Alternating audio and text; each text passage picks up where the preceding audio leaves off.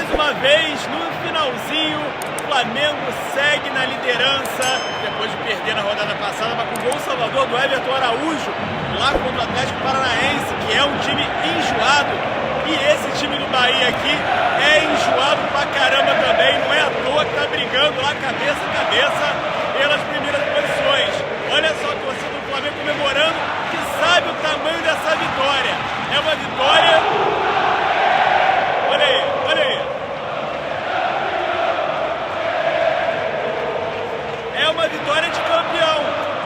O empate lá foi, hoje uma vitória de campeão. O time do Bahia não é bobo, botou o Flamengo na roda. Primeiros minutos do primeiro tempo, até no segundo, vários momentos do primeiro tempo na verdade. Mas o Flamengo soube jogar em transição rápida, soube jogar o jogo e não à toa mereceu a vitória, tentou até o final. Davi Luiz iluminado, hein? Se o Davi Luiz ano passado era um jogador, hoje é outro. Hoje ele tá valendo, hoje ele tá jogando bem, tá decidindo. O que é isso? O que tá acontecendo aí? O Flamengo é outro Flamengo!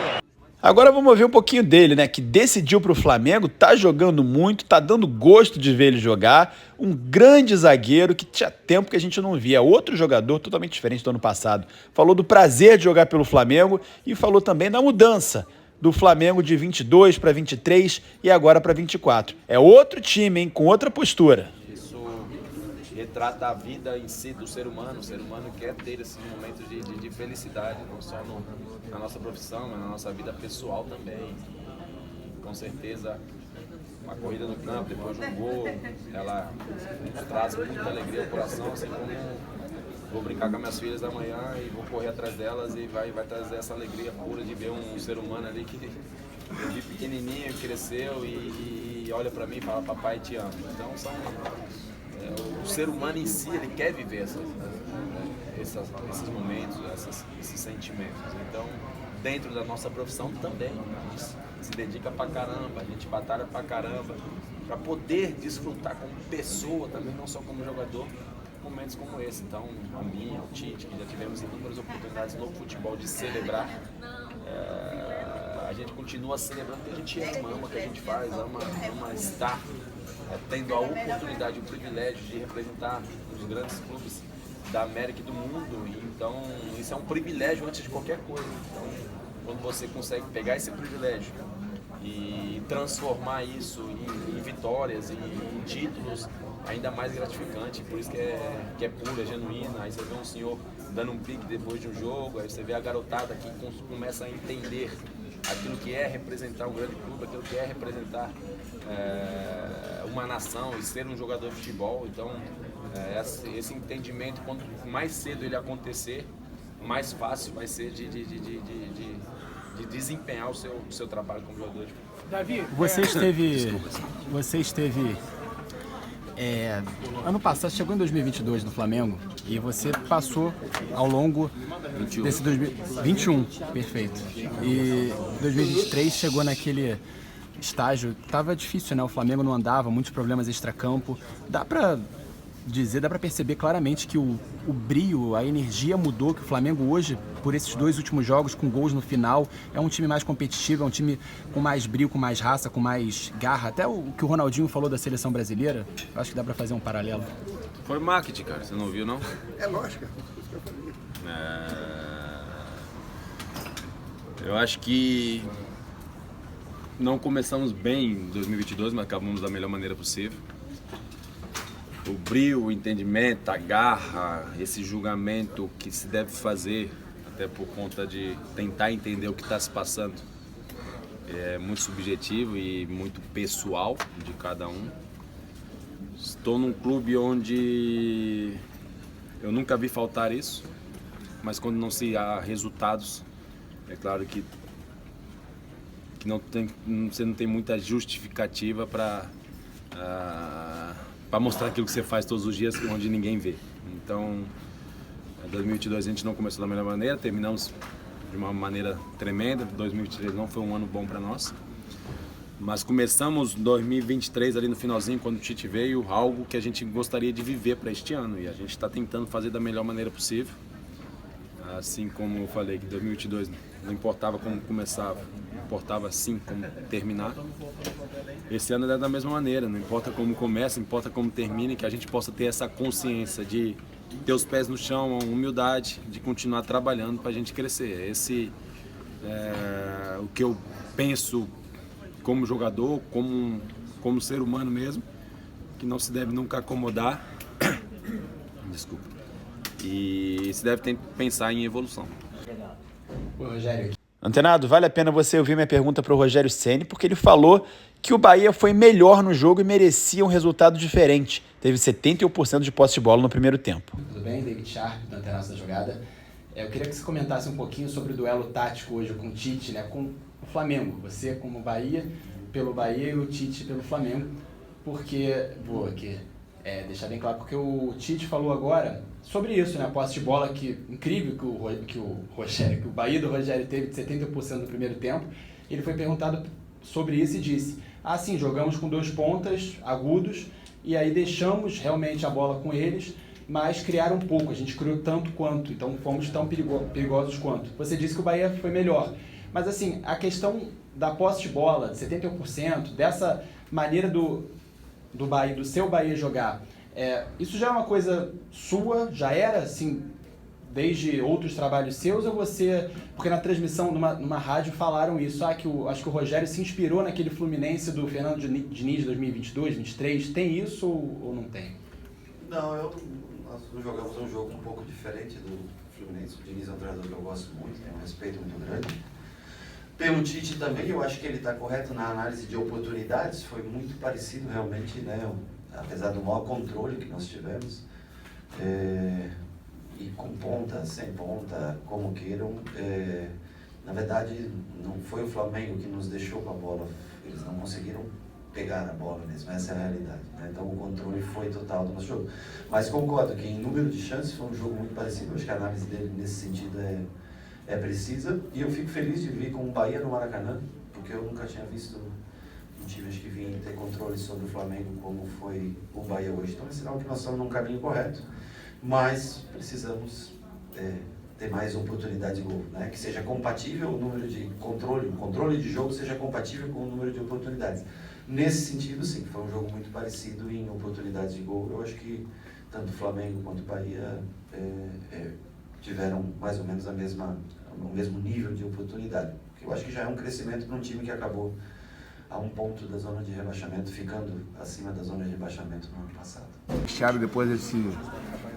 E o Bruno Spindel, hein, que abriu o jogo sobre reforço na janela que está por vir aí e até comentou sobre o Danilo, lateral da Juventus, da seleção brasileira, que disse que quer jogar no Flamengo. Dessa sequência de vitórias, né, o time passou um tempo oscilando ali, talvez o pior momento contra o Palestino, e agora o Flamengo consegue uma sequência boa de vitórias, uma liderança no momento talvez mais difícil para o Flamengo, no momento de Copa América.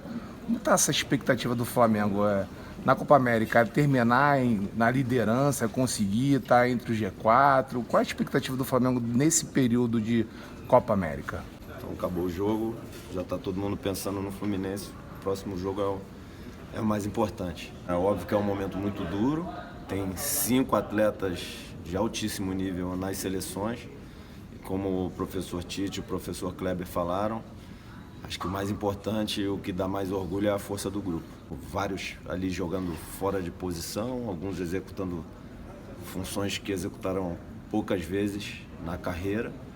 E está indo tudo muito bem, tanto o desempenho como os resultados, né?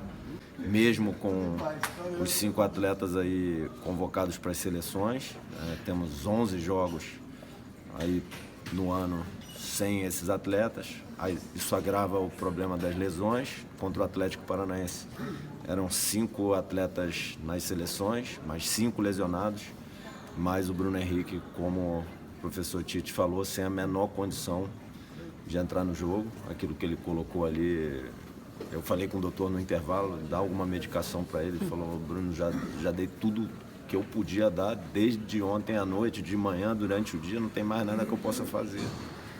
Acho que a televisão até viu que ele estava pálido no banco, né? Então ele foi no sacrifício, como o professor também falou do sacrifício do Alan de acelerar a recuperação. E aí de outros também que vêm se sacrificando de várias formas, assim, o Léo Ortiz jogando de volante, o Léo Pereira que se prontificou a jogar de lateral, como o professor Tite falou. Então acho que é todo mundo em prol de um objetivo comum, que é sempre o Flamengo desempenhar o melhor possível e vencer o próximo jogo. Ô Bruno, chegando agora sobre a janela de transferência que está chegando, está todo mundo ansioso, eu queria saber sobre o cronograma de vocês. Já tem alguma data para viajar para a Europa ou algum outro local com os jogadores em mente? A gente sabe que o Marcos falou que não vai ser uma janela tão grande assim, se é mais de ajustes.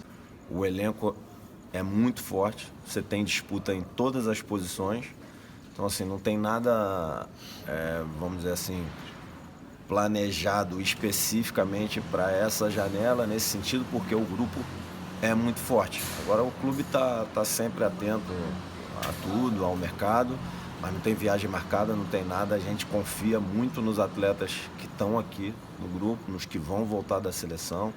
De janela é como eu disse. Eu perguntei do Danilo não tem porque nada. Ele falou agora, né, que jogaria no Flamengo e no Santos. Deu uma declaração e a gente a declaração dele, pelo que eu vi ali, é que ele é capitão de uma das maiores equipes da Europa, que isso é algo muito grande e que se um dia ele tomar a decisão de carreira de voltar para o Brasil, que os clubes que ele gostaria de jogar seriam Flamengo e Santos. Assim, capitão da seleção, capitão da Juventus, é um atleta que não tem o que você comentar, né, sobre ele, sobre a carreira dele, todos os aspectos aí, mas não tem nada além do que ele falou, que é o desejo dele, se um dia ele tomar a decisão de voltar para o Brasil, né? Então a gente fica lisonjeado assim, com um comentário desse, como a nação rubro-negra fica, né?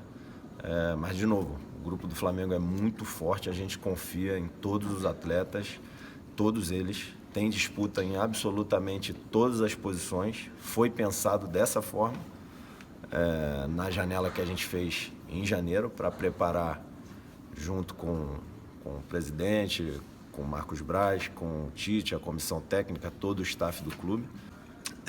É um reconhecimento também ao trabalho do clube, quando um atleta é convocado para a sua seleção, mas causa um dano muito grave para o Flamengo ter 11 jogos em datas que coincidem com os jogos das seleções.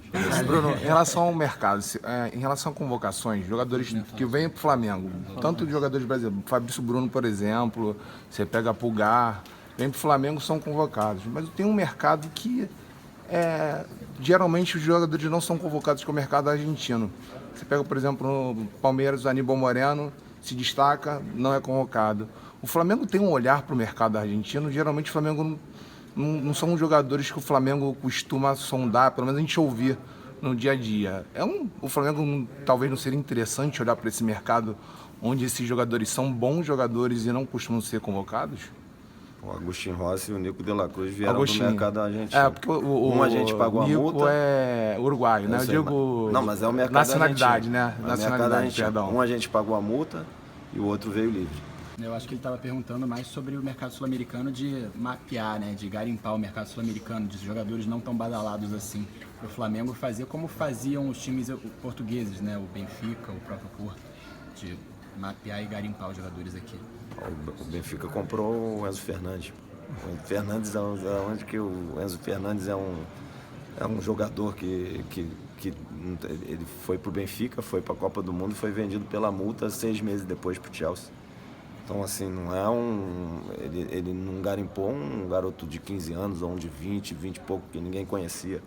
O Enzo Fernandes já era um jogador de altíssimo nível um pouco de antes, né? Quando ele foi para o Benfica. Ele pegou o Marcos Leonardo, não vejo que o Benfica mapeie um jogadores do nível tão diferente assim, discordo assim da afirmação. Eles fazem muito bom trabalho, são uma vitrine importante, jogam Champions League Isso para o atleta é um desafio importante também. É um clube que tem um poderio financeiro grande pelas vendas que faz. Então a gente respeita o trabalho do Benfica. Só discordo assim que eles levem atletas que estão no início do ciclo de desenvolvimento. Eles pegam atletas que vão para lá com a condição de desempenhar já prontos para disputar um título de um campeonato português e jogar uma fase de grupo de Champions, que é um nível altíssimo de competição, de futebol.